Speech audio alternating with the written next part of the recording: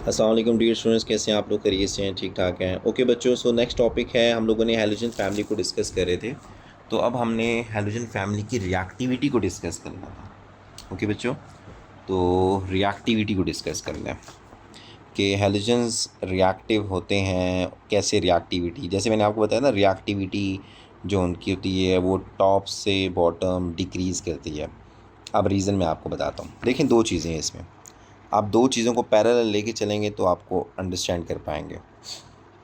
आपके पास है group one, इसको अंडरस्टैंड कीजिएगा बच्चों प्लीज़। ग्रुप वन, यहाँ मैं मेंशन करता हूँ it's a group seven. Group one, group seven. Group one के जो एलिमेंट्स हैं वो कौन कौन से होते हैं? लिथियम, सोडियम, मैं मेटल्स की बात कर रहा हूँ, ठीक है। Lithium, sodium, potassium, rubidium, caesium, francium. Group seven के एलिमेंट्स कौन कौन से होते हैं? Fluorine, yes, chlorine, bromine, iodine और एस्टाटीन। अब रिएक्टिविटी की बात करते हैं। आपको पता है कि रिएक्टिविटी ना ऐसे ग्रुप वन एलिमेंट्स की रिएक्टिविटी इंक्रीज़ होती है top to bottom in a group. तो मैं यहाँ पे मेंशन कर देता हूँ, reactivity increases, okay, from top to bottom. ऊपर से नीचे जाते हुए रिएक्टिविटी इंक्रीज़ होती है, top to bottom in a group increase होती है। रीज़न मैं बताता हूँ, पहले ये माइंड में रखिएगा आप लोग। इसका मतलब क्या होता है कि भाई लिथियम से ज़्यादा सोडियम रिएक्टिव है, सोडियम से ज़्यादा पोटेशियम, पोटेशियम से ज़्यादा रुबिडियम, रुबिडियम से ज़्यादा सीजियम, सीजियम से ज़्यादा फ्रांशियम। इस ग्रुप में सबसे ज़्यादा रिएक्टिव फ्रांशियम है और सबसे लेस रिएक्टिव लिथियम है। ये पॉइंट है। अच्छा, दूसरे लिहाज से चलते हैं। दूसरे लिहाज से ये है कि रिएक्टिविटी इन एलिमेंट्स की इस तरह इंक्रीज़ करती है। समझ आया बच्चों? मतलब ग्रुप वन के एलिमेंट्स की रिएक्टिविटी नीचे की तरफ इंक्रीज़ करती है, इसकी ऊपर की तरफ इंक्रीज़ करती है। ओके, सो एरो को बहुत इंपॉर्टेंट देखिएगा, गौर से देखिएगा ताकि आपको आइडिया रहे।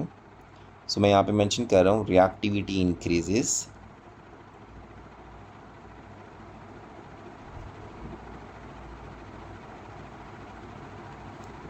From bottom to top. अब रीज़न की तरफ चलते हैं। रीज़न क्या है? मैं क्या करता हूँ, मैं यहाँ से ग्रुप वन एलिमेंट्स के दो एलिमेंट्स लेता हूँ, ठीक है। मैं कौन कौन से लेता हूँ? लेट से मैं एक लेता हूँ सोडियम और एक रुबिडियम ले लेता हूँ, सपोज कर लेते हैं, ठीक है। तो ये ले लेते हैं, एक ले लेता हूँ सोडियम, ठीक है, और बल्कि एक ले लेते हैं पोटेशियम, ले लेते हैं, बेहतर हो जाएगा। पोटेशियम ले लेते हैं लेट से।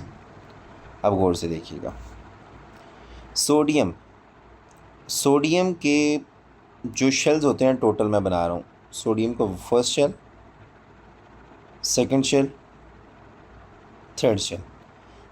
अब ये मुझे कैसे पता चला?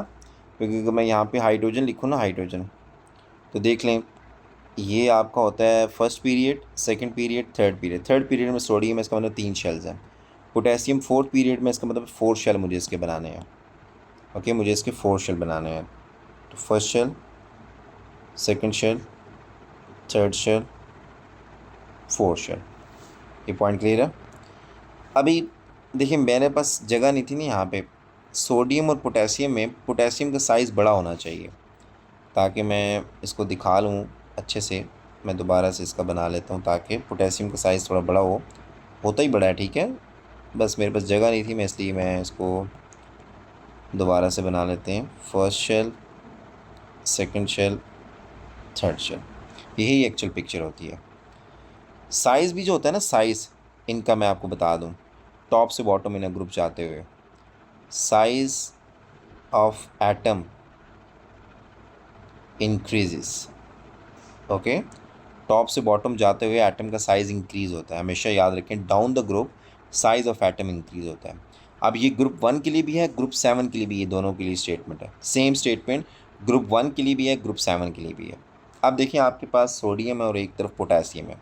अब होगा ये कि अब आप पोटेशियम के आउटर मोशन में कितने इलेक्ट्रॉन्स है? 1। ओके, क्योंकि ये ग्रुप 1 एलिमेंट से बिलोंग करते हैं, इसके आउटर मोस्ट शेल में एक इलेक्ट्रॉन, तो मैंने आउटर मोस्ट शेल की बात कर रहा हूँ। तो सोडियम के भी आउटर मोस्ट शेल में एक इलेक्ट्रॉन्स, बाकी अंदर इलेक्ट्रॉन्स हैं, मैं उसको डिस्कस नहीं कर रहा। ठीक है, मैं आपको समझाने के लिए बात कर रहा हूँ। अब आपको पता होना चाहिए, जो न्यूक्लियस होता है ना, न्यूक्लियस वो सेंटर में होता है। ठीक है, न्यूक्लियस जो होता है ना, न्यूक्लियस वो सेंटर में होता है। अब मैं यहाँ से पोटेशियम को हल्का सा रेस करता हूँ, यह है पोटेशियम ही, लेकिन इसका न्यूक्लियस बता रहा हूँ, यहाँ पे पॉजिटिव चार्ज सेंटर में होगा। ठीक है, ये पोटेशियम का एलिमेंट है। ठीक है, अच्छा यहाँ पे सोडियम को भी रेज़ करते हैं, और सोडियम का यहाँ पे मैं पॉजिटिव चार्ज बिल्कुल सेंटर में बनाता हूँ, तो ये सोडियम का एलिमेंट है। अब आप डिस्टेंस मेजर करें ज़रा जल्दी से, इस पॉजिटिव से इस इलेक्ट्रॉन के दरमियान का डिस्टेंस देखें, और इस पॉजिटिव से इस इलेक्ट्रॉन के दरमियान का डिस्टेंस देखें। डिस्टेंस देख लिया। अब आपने मुझे एक बात बताना है, आपने मुझे ये बतानी है कि एक तरफ पॉजिटिव चार्ज है, यहाँ नेगेटिव चार्ज है, इन दोनों ने एक दूसरे को अट्रैक्ट करते हैं। Opposite charges are attract to each other, is it? Physics यही कहती है कि पॉजिटिव चार्ज नेगेटिव चार्ज एक दूसरे को अट्रैक्ट करते हैं।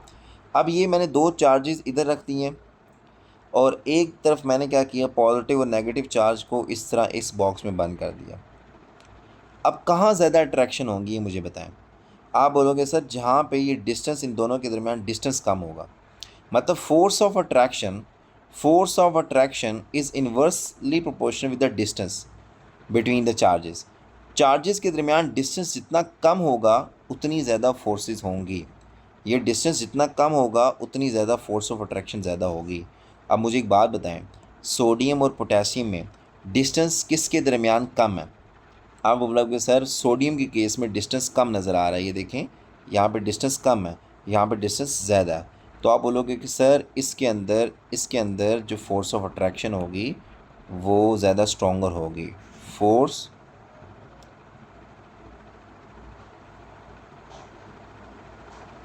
ऑफ अट्रैक्शन स्ट्रॉन्गर इसके अंदर स्ट्रॉन्गर होगी, और इस पोटेशियम वाले में हम लिख सकते हैं यहाँ पे फोर्स ऑफ अट्रैक्शन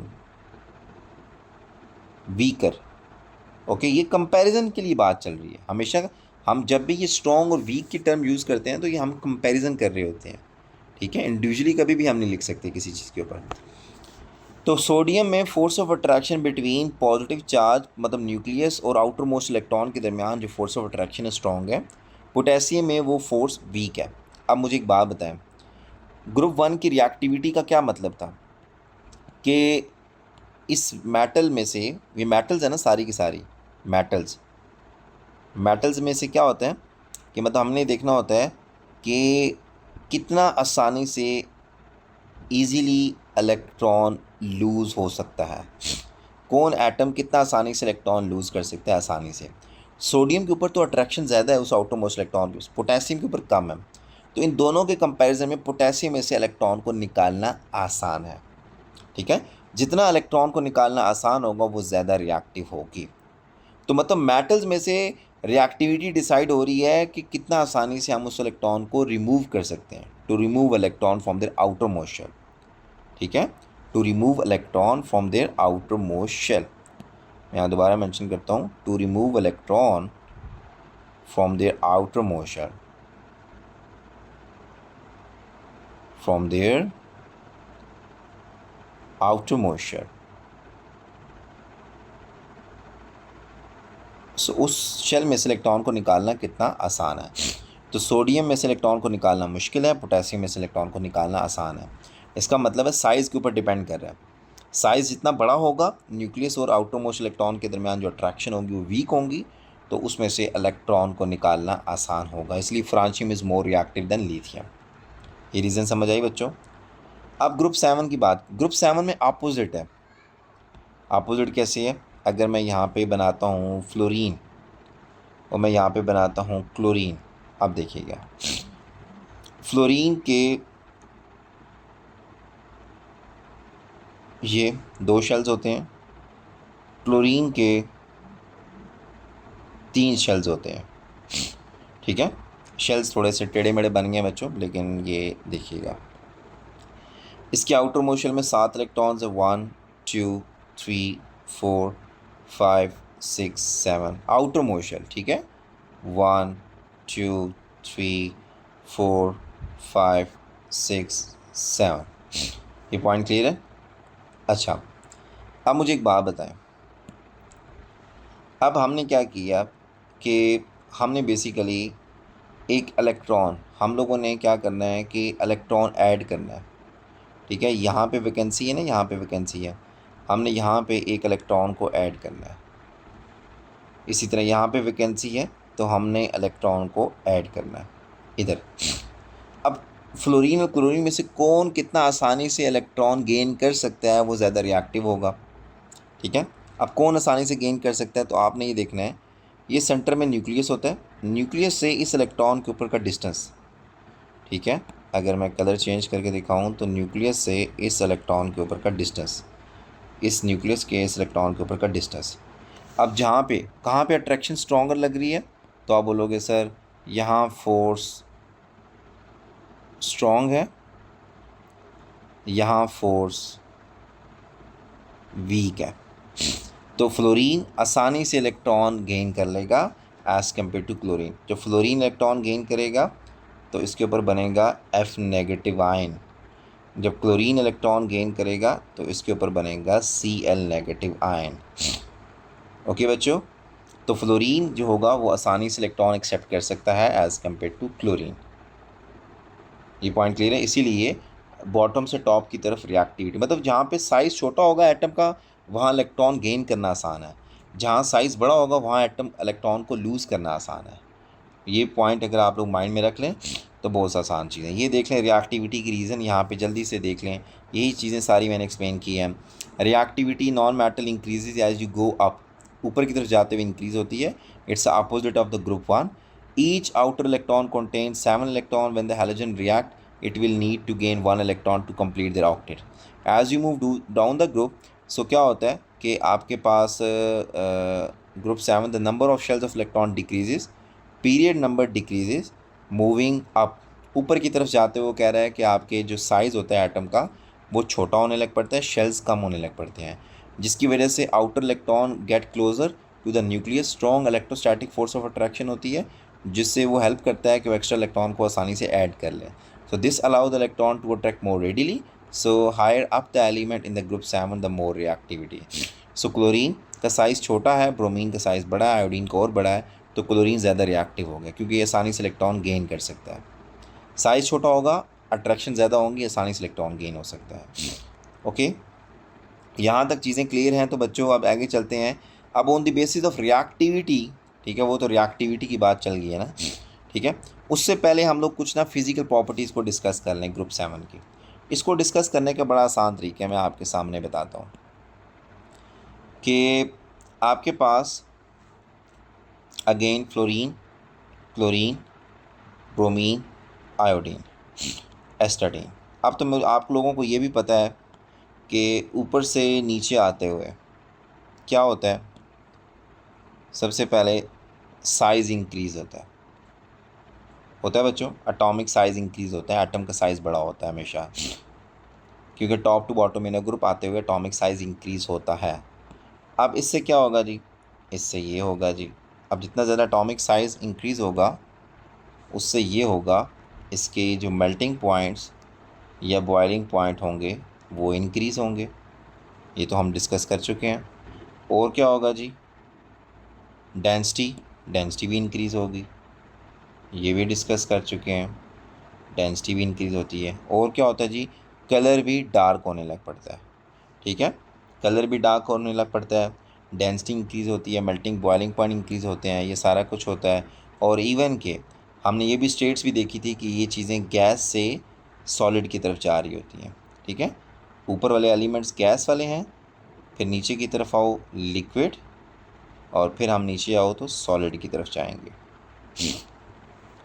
ये पॉइंट क्लियर है? ये सारा कलर शलर वाली ये हमने कॉन्सेप्ट सारे हमने पीछे डिस्कस कर लिए थे। यहाँ तक बच्चों क्लियर है? यहाँ तक बस ये पॉइंट याद रखिएगा इंशाल्लाह। तो ये आपकी ग्रुप 7 की अभी प्रॉपर्टी डिस्कस की। अब हमने सिर्फ ग्रुप 7 के डिस्प्लेसमेंट रिएक्शंस को डिस्कस करेंगे, लेकिन वो हम नेक्स्ट क्लास में डिस्कस करेंगे। तो इंशाल्लाह फिर मिलते हैं नेक्स्ट क्लास में। अल्लाह हाफ़िज़।